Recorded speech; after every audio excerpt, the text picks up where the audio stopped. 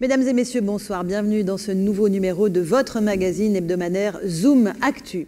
Au sommaire de notre émission, une question qui suscite de nombreux débats. Notre société est-elle aussi violente que nous la percevons? L'augmentation de la violence est-elle un phénomène contemporain avéré? Alors pour y répondre, nous avons invité Patrick Braouzek, bonjour. Bonjour. Député de Seine-Saint-Denis, ancien maire de Saint-Denis et actuel président de la communauté d'agglomération Pleine Commune. À vos côtés, Yannick Dagnaud, bonjour. Bonjour. Vous êtes délégué national du syndicat Unité Police, majoritaire lors des dernières élections professionnelles.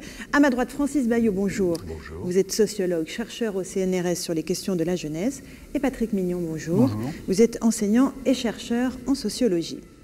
Alors la première forme de violence qui revient régulièrement au cœur de l'actualité et qui est d'ailleurs au centre du film Au cœur de la haine, c'est la violence de certains groupes de supporters. On regarde un extrait.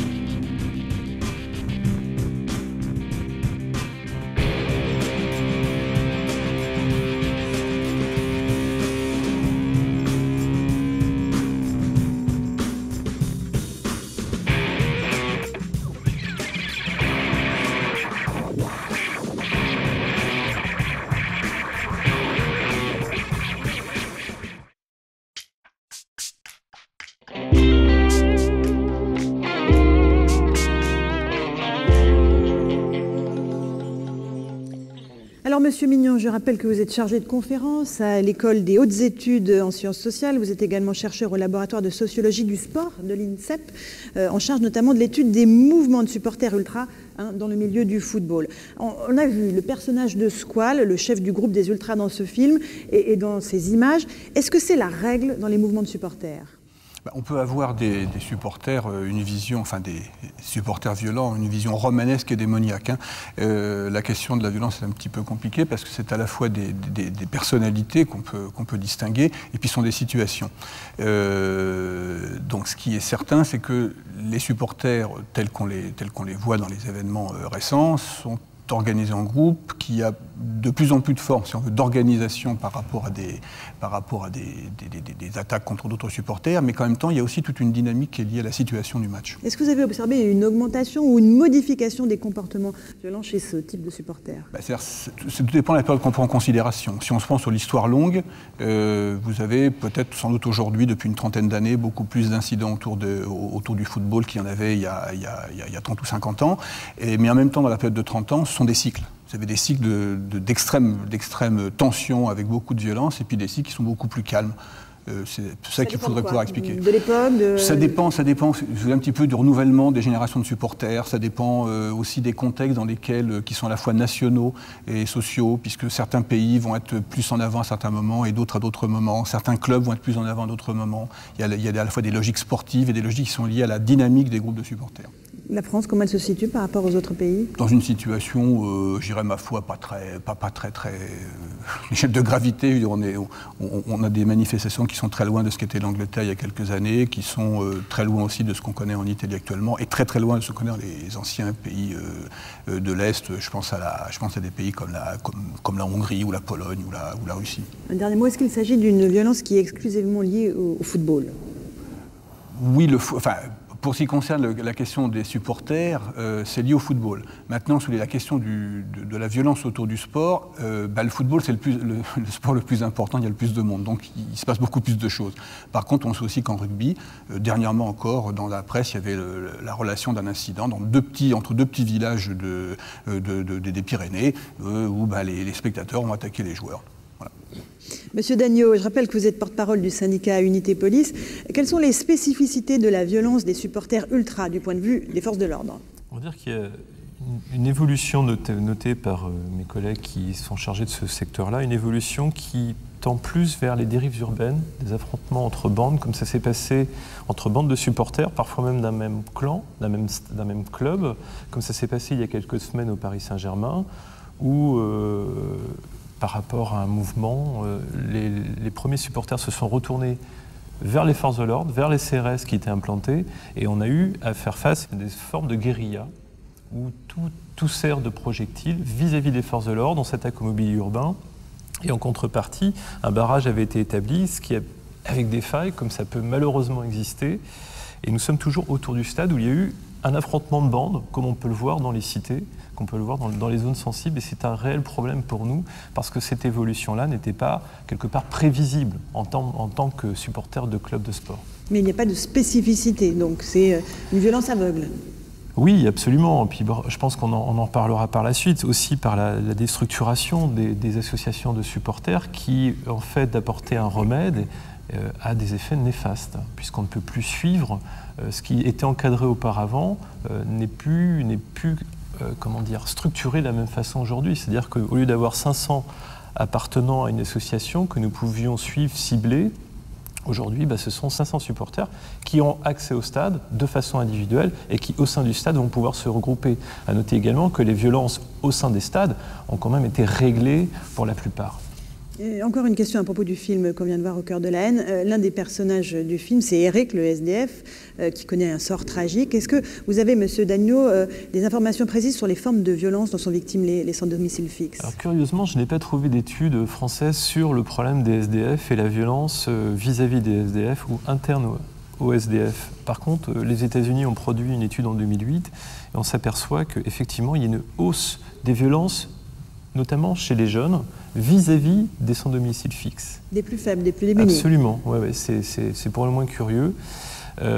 Par contre, nous, ce que l'on gère en France, ce sont souvent les conflits que l'on trouve en interne au SDF, qui sont souvent liés à la boisson, souvent liés à la misère, ça on s'en doute bien, mais voler le peu que celui en face de nous, avec également des problèmes de structure d'accueil des SDF en France, qui s'est fait jour par rapport à la période de grand froid que nous avons eue cet hiver, où on s'aperçoit que la France ne dispose pas de structures suffisantes, saines, propres, pour accueillir ces pauvres gens. Francis Baillot, c'est symbolique de notre société, ces jeunes qui s'attaquent aux plus démunis, aux SDF? Oui, je pense, c'est quelque chose qui a toujours existé, qui est propre à une société en crise, c'est-à-dire que les plus faibles sont ceux qui souffrent le plus. Et aujourd'hui, c'est vrai que dans notre société, le symbole de cette pauvreté, de ce déclassement, c'est les SDF qu'on nous met en scène à épisodes réguliers, c'est-à-dire au début de chaque hiver, et qu'on oublie dans peu de temps, c'est-à-dire au début du mois d'avril. Plus en été qu'en hiver. Absolument, et de ce côté-là, on voit bien, avec une espérance de vie qui est d'à peu près 50 ans à la place de 70, 75 pour les hommes et 80 pour les femmes. Monsieur Dagneau, d'une façon plus générale, quels sont les outils dont nous disposons pour mesurer cette violence? Est-ce que ces outils sont adaptés d'ailleurs? Je vous dirais non, parce que l'Observatoire national de la délinquance et de la réponse pénale est directement lié au système administratif. Donc en fait, ces chercheurs, ces statisticiens travaillent avec des outils qui leur sont donnés et par les services de police et par les services de gendarmerie, avec toutes les imperfections que l'on peut comprendre aujourd'hui par rapport à cette dictature du chiffre qui a été initiée au ministère de l'Intérieur depuis maintenant une dizaine d'années, où le déroulement de carrière, l'avancement est directement lié au bon résultat. Donc on a du mal à concevoir que les chiffres fournis sont très objectifs dans la mesure où la personne qui va les fournir, si elle veut avoir le bon point en fin d'année pour son avancement, pour ses primes, pour ceci, pour cela, eh ben, elle peut éventuellement fausser. Je vous donne des exemples. C'est-à-dire diminuer les chiffres. Masquer la vérité. Masquer la vérité. On prend, j'aime bien, parce que je parle toujours de ma Bretagne, le festival interceltique de Lorient l'été dernier. On s'aperçoit que mois d'août, festival interceltique, donc beaucoup plus de faits délictueux. On s'aperçoit que en fin août, plutôt que de saisir les statistiques sur fin août, on va le reporter sur septembre, qui sera un mois meilleur. Et le directeur départemental, le préfet, seront peut-être moins facilement réprimandés au niveau de la place Beauvau. Donc en fait, les chiffres, il faut avoir un regard très critique dessus, parce que nous, première organisation syndicale, disons que même si nos collègues font bien leur travail, il y a un moment donné, on pipe les dés. Et ça, ce n'est pas normal. Alors avant de poursuivre, je vous propose de regarder un extrait d'un autre court-métrage réalisé toujours par le BTS audiovisuel du lycée Sugère, un extrait intitulé « Au clair de la rivière ».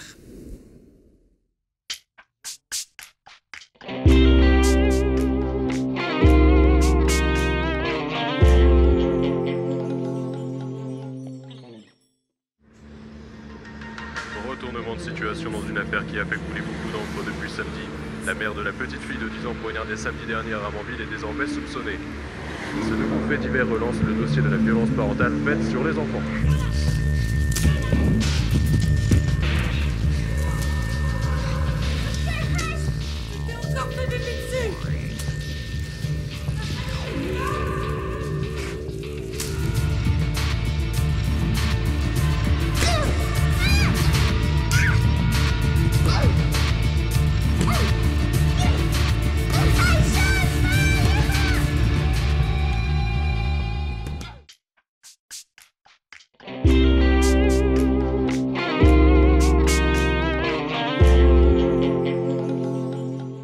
Nous sommes donc évidemment ici dans le cadre d'une toute autre forme de violence, celle qui concerne les enfants. Monsieur Baillot, vous êtes chercheur, sociologue, spécialiste entre autres de la violence scolaire.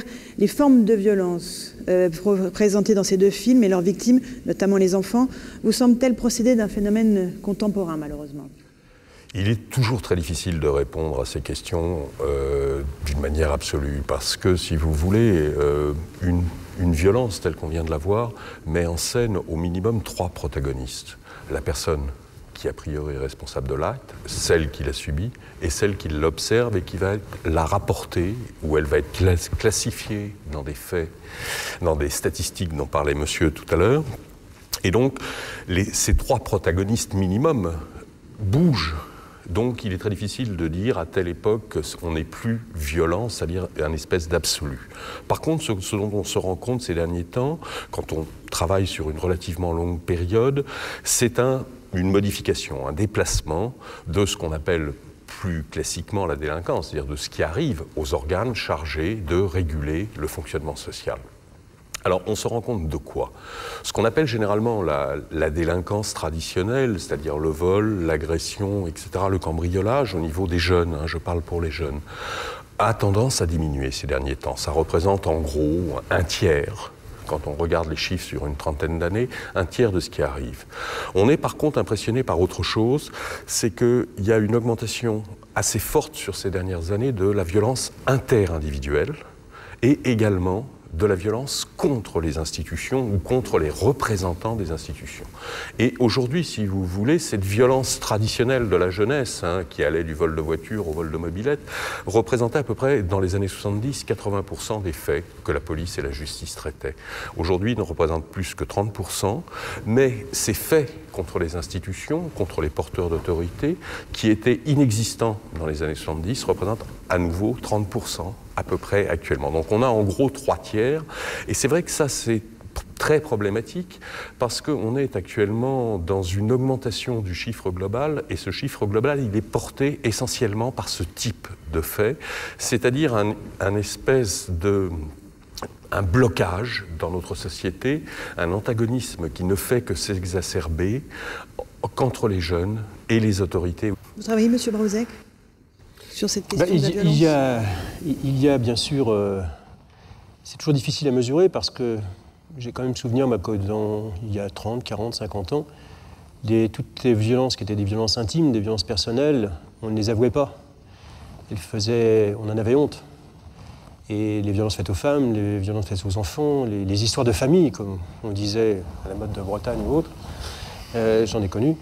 C'était des affaires étouffées qu'on réglait ou qu'on ne réglait pas dans le cadre intime, le cadre familial. Aujourd'hui, ça devient de plus en plus public et c'est vrai que ça prend une dimension sans doute importante et on s'aperçoit que ces violences, elles sont très fortes. Bien souvent, d'ailleurs, ces violences, elles sont aussi dues à des violences que j'appellerais primaires.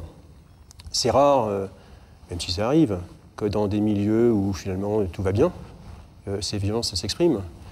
C'est ça devient effectivement quelque chose de plus courant quand vous avez au sein d'une famille, et parce que ces familles vivent sur le même toit, il faut voir aussi ce qui se passe aujourd'hui dans certaines cités populaires où vous avez sous le même toit 3 générations, totale, ouais. voire même des fois 4 générations entre l'arrière-grand-père et l'arrière-petit-fils, parce que les décohabitations ne peuvent pas se faire. Et ça, c'est source de tension quand vous êtes dans des contextes comme celui-ci. Donc c'est sûr qu'il y a une augmentation, mais une augmentation qui est liée à des facteurs, des raisons sociales, et aussi du fait parce qu'on en parle plus. Alors, il n'y a peut-être pas forcément augmentation, mais on en parle plus, et c'est plus connu. Monsieur Mignon, peut-être une réponse sur cette question de la violence?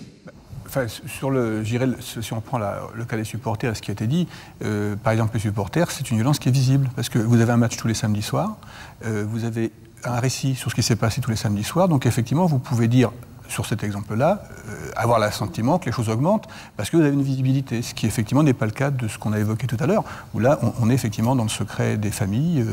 Mais là encore, sur les supporters, on voit bien aussi qu'une des questions, c'est évoqué tout à l'heure, c'est la violence des forces de l'ordre, mais quand même une grande partie de la violence, c'est celle entre supporters, donc entre jeunes. On est aussi dans ce cas de figure où la violence s'exerce dans un même groupe. Sauf que là, ils sont sous le faisceau des caméras. Oui, oui, monsieur sur Baillot. ce plan-là, simplement, si vous voulez, pour donner une image, on peut reprendre par exemple un film d'il y a 40 ans, La guerre des boutons, qui était typique des batailles de jeunes. Vous vous imaginez dans quelles conditions cela se déroulerait aujourd'hui? Il y aurait immédiatement une brigade de CRS, il y a des incriminations pas possibles, ça serait traduit au niveau judiciaire, c'est-à-dire qu'on a notre regard, notre acceptation a complètement changé. Et la guerre des boutons, si vous le regardez avec cette loupe, c'est quelque chose de violent. Je dirais, nous sommes passés du lance-pierre aux armes à bien feu sûr, c'est vrai. qui circulent d'une façon Il générale. y a eu ce problème-là oui, aussi intégré. Dans l'arsenal, il y a eu crescendo. Mais moi, j'étais enseignant pendant 20 ans à Saint-Denis. Ma première année d'enseignement en 1971-72, c'était hier, je me suis retrouvé face à un couteau en classe. Donc ces phénomènes-là... Et comment vous avez géré? Je l'ai géré. Le couteau, on l'a reposé, et puis on a eu une discussion avec un môme qui vivait des trucs, oui, qui pouvait expliquer son geste. La médiatisation de tout ce qui se passe en milieu scolaire est quelque chose aussi sur lequel on devrait réfléchir. Je ne suis pas certain qu'il y a beaucoup plus d'actes, ils sont sans doute plus violents, avec des tensions encore plus fortes, mais c'est des choses qui existaient auparavant. Un jeune qui se fait poignarder dans l'enceinte de son lycée, ce sont des choses qui arrivaient, sont toujours qui sont toujours survenues. Et si vous voulez, il y a aussi un autre phénomène dont il faut prendre conscience. Par exemple, cette histoire de violence, on le voit très bien dans les statistiques policières, ça a posé un problème à un moment donné. Vous prenez les téléphones portables, qui est l'objet de consommation qui a remplacé la mobilette ou le vélo il y a 60 ans. Avant, un vol de vélo, il était enregistré comme vol de vélo, comme vol de mobilette ou comme, à la limite, vol de voiture quand c'était une 2 chevaux. Aujourd'hui, avec les systèmes de sécurité ou le téléphone portable, c'est systématiquement enregistré comme vol avec violence. Parce que pour prendre un téléphone, il faut s'attaquer à la personne. Une voiture, vous ne pouvez plus bricoler les fils d'une 2 chevaux. Pour rentrer dans la voiture, vous êtes obligé de passer par le conducteur.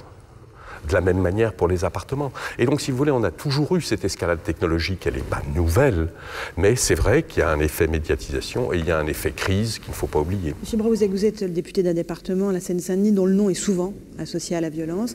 Est-ce que cette image repose sur une réalité, évidemment, et est-ce que vous la combattez? Elle repose sur une partie de réalité.